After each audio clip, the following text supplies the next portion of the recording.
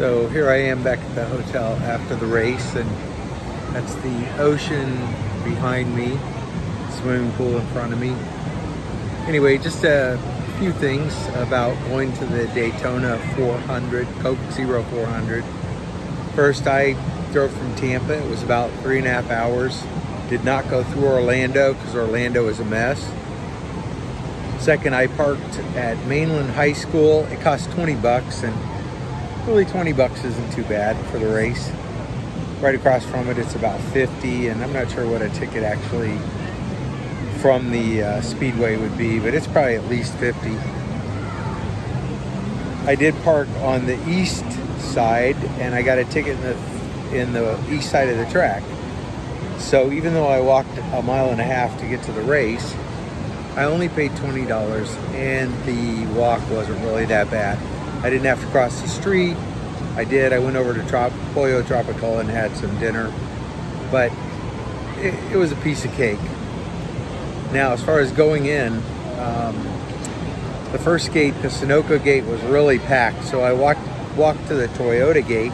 It always is faster, always, always, always.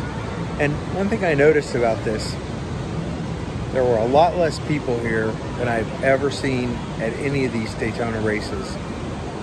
There were a lot of vacant seats. I took some pictures, and I don't know, it just seemed like it was a lot more open, easier to move around. Things weren't expensive. Crowds weren't as long or big. Lines weren't as long. It just seemed to work out a lot better. I enjoyed this probably more than any other race that I've been to.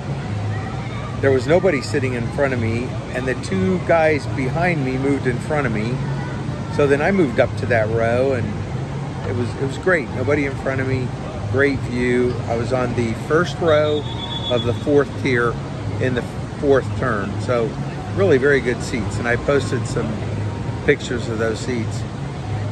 Also, I stayed on the beach. There's a lot of hotels on the beach. I came in the day of the race. Everything was booked, like Saturday night. There's a race Saturday night, but if you try to get Friday, Saturday, Sunday, three day minimum, nothing's available. But if you come in the day of the big race, I got 2 nights at, wow, almost nothing, which was a great deal. So I drove, I checked into the hotel. I had already driven by the track. I knew what parking looked like, so I'd set myself up to park. I took some food in. That's the other thing. You can take almost anything in. So I took food in. I had grapes, bananas, some water. It was perfect for me. And then when I first went in, it was pretty hot. And I actually went in around 6 o'clock, 5:36. But by 8 o'clock, 7:30, man, the sun was gone. It was just very comfortable, and short pants, t-shirt, it was just very, very comfortable. So what would I recommend? Oh, I did want to say I did buy my ticket off StubHub. It's always a little complicated, but it came through fine. It was a $42 ticket. Oh, my chair just gave way. It was a $42 ticket that I ended up paying $69 for. So it's not quite 100%, but oh my gosh, StubHub takes a chunk of money for that ticket.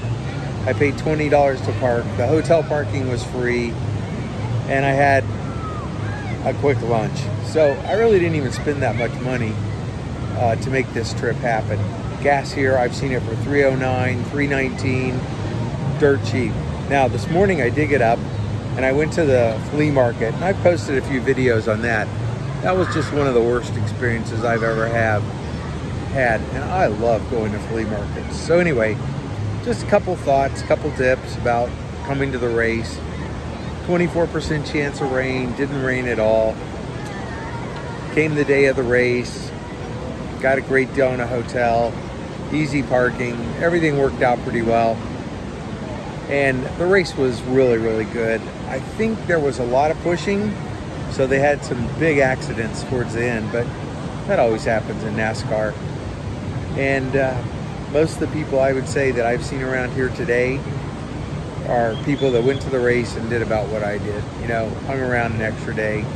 And you know, if it does rain, it's nice to have a hotel because it's a rain check ticket. What are you gonna do? Drive back to Tampa and come back? Probably not. So anyway, those are a few things that I would share with you about the race. And now today, I get to enjoy the ocean, and I'm gonna just do a little turnaround here so you can see the pool behind me. And that's the hotel. Let me stand up here and let me show you what's going on in here. They got the fire department. I'm not much of a beach person, but I'll probably go out there. That looks like a storm way out there. Anyway, so if you want to do Daytona Coke 400,